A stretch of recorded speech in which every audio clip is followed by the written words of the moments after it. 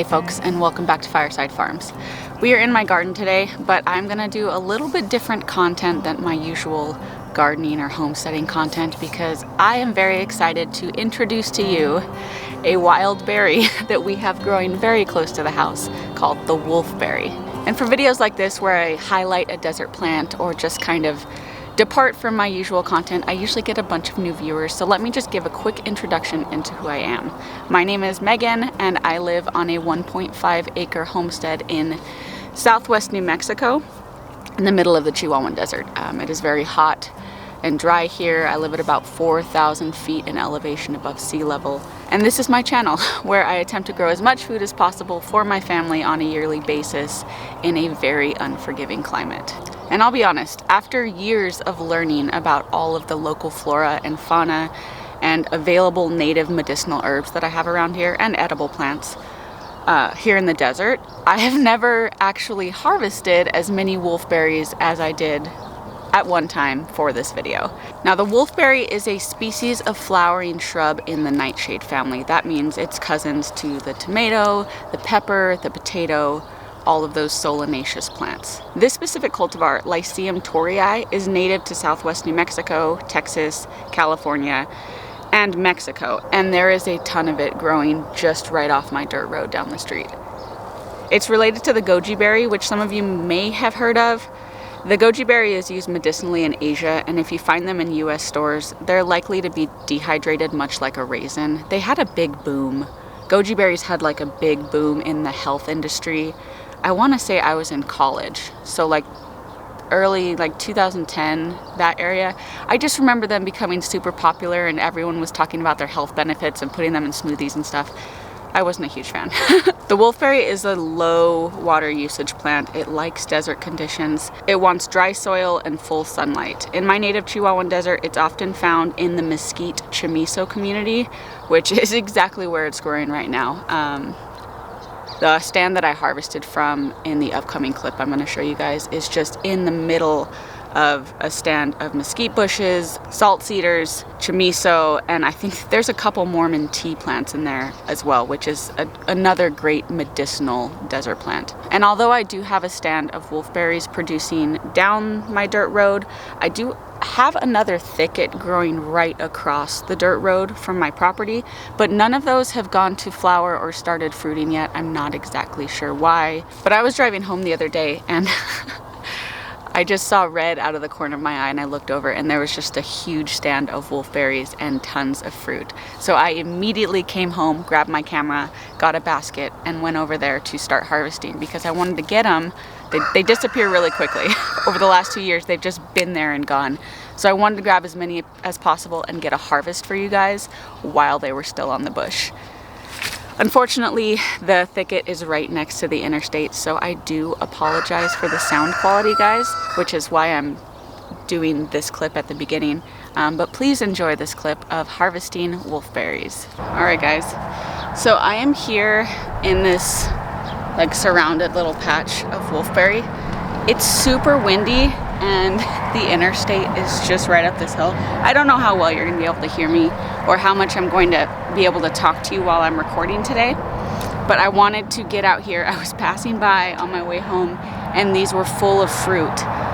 And I wasn't expecting them to come on right now because the ones closer to my house are not setting fruit yet. So I rushed home, changed, got out here, because it is pretty important to get to this before the birds do. This is a very popular wild animal food, so if I let these go for a couple days, they will just all be gone. And although the interstate is kind of ruining the romance for me of foraging right now, this is still super cool. There are a ton of harvestable berries on here, and although it will take me quite a while, I have not been this excited for foraging in a very long time. These wolfberries are very small, as you can see. Let me pull one off here. They are smaller than my pinky nail. They are the tiniest little things, and they're also pretty squishy. They're pretty fragile. So these tiny little berries squish pretty easily, which makes picking them a very delicate process if you want them whole when you take them off of the plant. So they are small and you need to be gentle when you're plucking them off. And especially these wild versions where they're out here in the wind. I'm in the middle of the desert, so they're not receiving a whole lot of water. And you've got a lot of wildlife here. They are a primary food source, so they disappear really quickly. And for right now, these have got to be pretty recently ripened because I obviously drive by here several times a day. And the plants aren't very full of these. So it's going to be a slow and arduous process to harvest a reasonable amount. But I am very excited for this, guys. So excited. So I will catch up with you in a bit after I've done a good amount of harvesting, and we will taste test what these wolfberries taste like.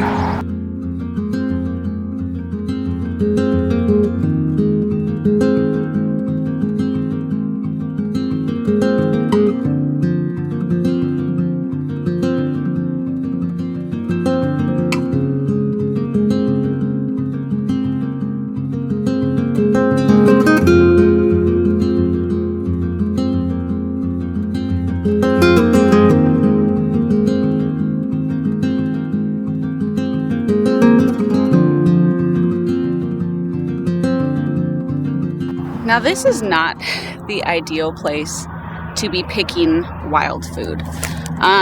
You want to be pretty careful about where you source your wild food from next to interstates.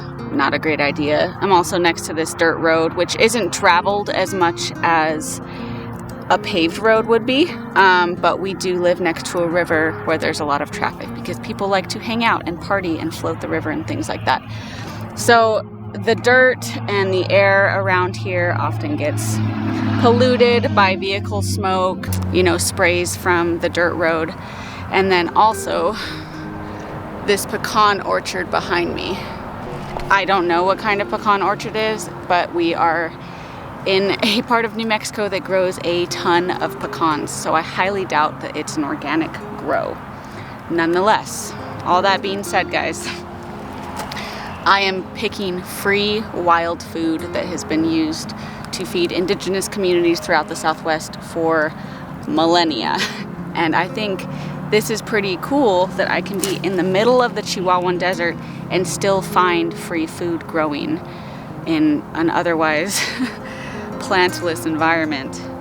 I didn't have to go to the store and buy these berries. They didn't have to get transported hundreds of miles to end up on my plate. They're just right here in my backyard and I can walk to get them, which I think is fantastic. So even though it's not food to pick in an ideal place, it's not out in the middle of the wild where there could be no pollution or no foot traffic or anything, it's still free food and it's growing naturally and it's awesome.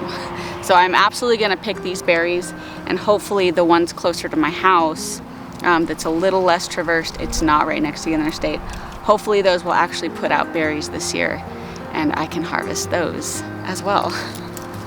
And I'm not saying that harvesting in a completely wild area free of pollution or trash is bad. I would absolutely prefer to do that. I just don't think it's healthy to be so dogmatic about something. Only picking wild food in a location where no human could have ever seen it before. That's likely not gonna happen, guys. Not in the world we live in now. And a lot of you guys are living in the city, not living in the country. And so you find trees or bushes growing on the side of the road that are food producing plants that people just ignore. So of course, you have an apple tree down your street on a sidewalk and no one's picking those apples.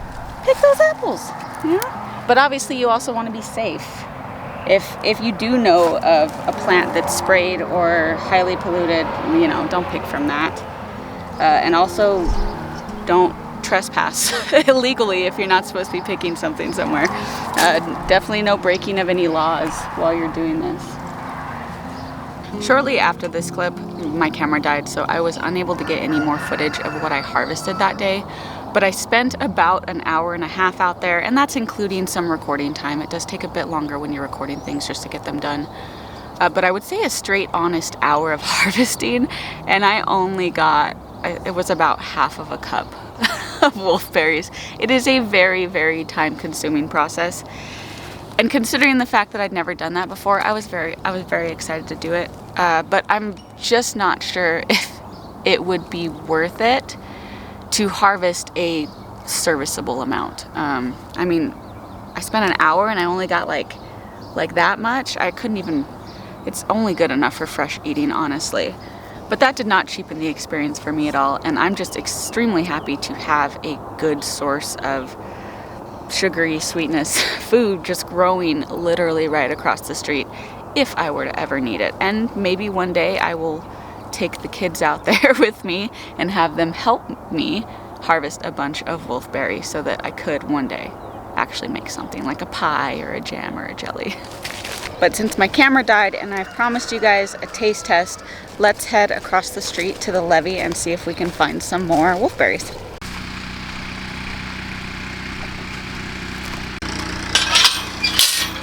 The plant right here I saw the other day, I identified as some sort of sumac, I believe. I don't remember the name. Maybe I'll screenshot this video and figure it out.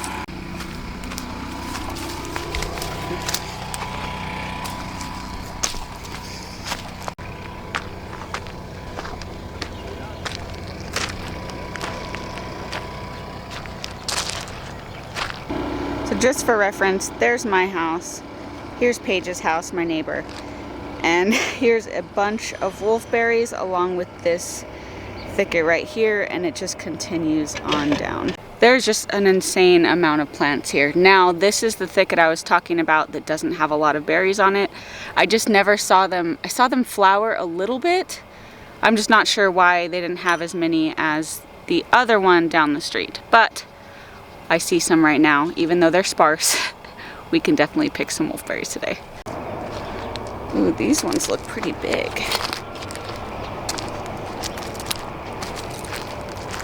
Ooh. Hello there. This one's huge, guys. This is such a fat boy. Look at these. These look so good. So there are definitely less berries on these bushes, but they are absolutely bigger. A little bit more sour though. I had a sweet end. These are really good. They're a little astringent. So the day that I harvested a bunch of these, I didn't eat them all. You actually shouldn't eat these in very, very large quantities. Unless they're processed like through cooking or canning or something.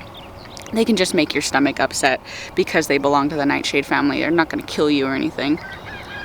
But I took a bunch to work and had everyone try them. I was so excited to share my forage food at work. But the general consensus from everyone, and I 100% agree, is that they kind of taste like pomegranate. Like when you eat the pomegranate seeds with the juice around them. What are they called? Alright, I don't know what they're called. But they, honest to God, to me, and apparently to all my coworkers, taste like pomegranates. Which is cool. It's just a bit more astringent, like an acidity kind of thing at the end of the berry. So it starts off sweet and then it kind of ends astringent. Ooh, I just saw this, guys, and this is something to be cautious of when you're foraging. See these little yellow berries? This is actually a weed, a dead weed, inside of this wolfberry bush. And this weed is toxic. You don't eat these. Ooh, these gnats are getting to me out here. I didn't spray myself. So y'all definitely be cautious when you're harvesting or foraging for food around you. If someone hadn't known, they may have taken those thinking they were underripe wolfberries. They are not. They're poison. There's quite a few berries on this bush right here, or bushes, should I say.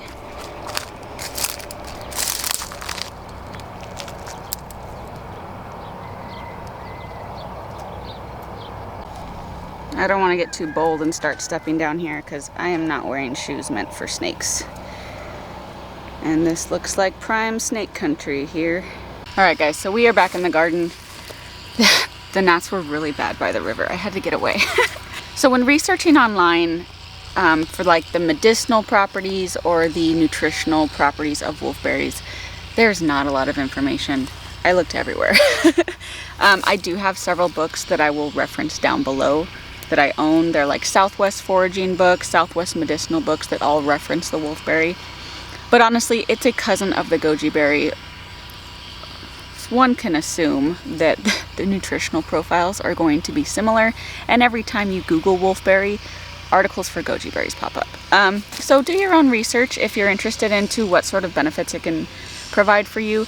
I'm not too concerned personally with the medicinal benefits. I'm just happy there's free food lying around that I can harvest during the summer months. And there certainly are medicinal plants around here that I need to get around to shooting videos for.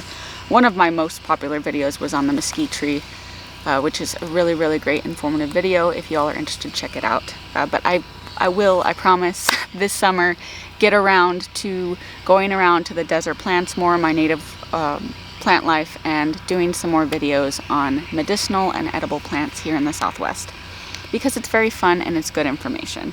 But I hope you guys enjoyed this small little video on the wolfberry here in New Mexico. This specific cultivar that grows naturally around here is the Lycium torreyi, though there are tons of different species of wolfberry all over the Southwest, and you can probably find one fruiting at any time during the summer months somewhere in the Southwest, no matter which species.